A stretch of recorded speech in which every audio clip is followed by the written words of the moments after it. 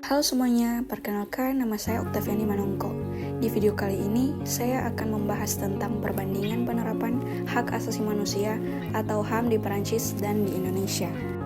Walaupun HAM itu sifatnya universal atau berlaku untuk semua orang, ternyata cara penerapannya bisa berbeda-beda di setiap negara.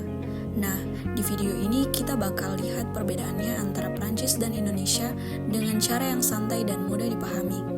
Oke, sebelum masuk ke perbandingan, kita bahas singkat dulu apa itu HAM.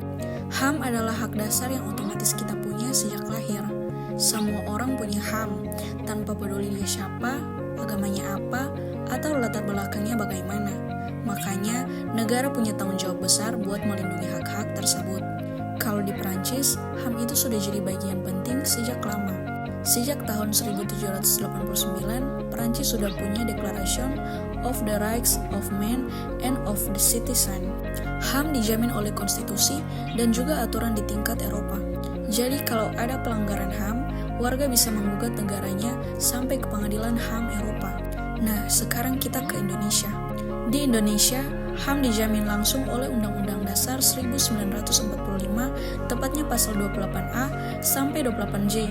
Selain itu, ada juga Undang-Undang Nomor 39 tahun 1999 tentang HAM. Untuk pengawasannya, Indonesia punya Komnas HAM. Kalau bicara kebebasan beragama, Perancis dan Indonesia punya pendekatan yang cukup berbeda. Perancis menganut prinsip sekuler, artinya negara bersikap netral terhadap agama. Karena itu, simbol agama bisa dibatasi di ruang publik tertentu, misalnya di sekolah negeri. Sementara itu, Indonesia berdasarkan Pancasila.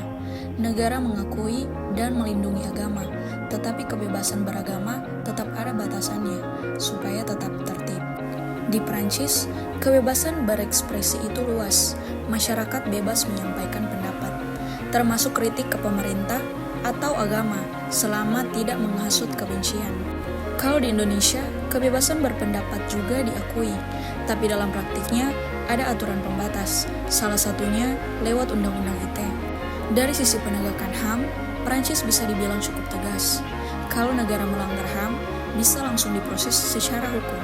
Sedangkan di Indonesia, penegakan HAM masih menghadapi banyak tantangan. Beberapa kasus HAM berat di masa lalu sampai sekarang masih belum tuntas. Di Prancis, semua warga negara diperlakukan sama. Negara tidak membedakan warganya berdasarkan suku, agama, atau kelompok tertentu. Sementara di Indonesia, negara mengakui keberagaman suku, agama, dan budaya.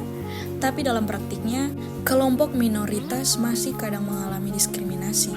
Dari penjelasan tadi, bisa disimpulkan bahwa Perancis menerapkan HAM dengan pendekatan yang lebih bebas dan sekuler. Sedangkan di Indonesia, menerapkan HAM berdasarkan Pancasila dan nilai-nilai sosial masyarakat. Perbedaan ini wajar, karena dipengaruhi oleh sejarah, budaya, dan sistem hukum masing-masing negara. Nah, itu tadi penjelasan singkat dari perbandingan penerapan HAM di Perancis dan di Indonesia. Semoga video ini bisa membantu teman-teman lebih paham soal HAM dan perbedaannya di berbagai negara. Terima kasih sudah menonton.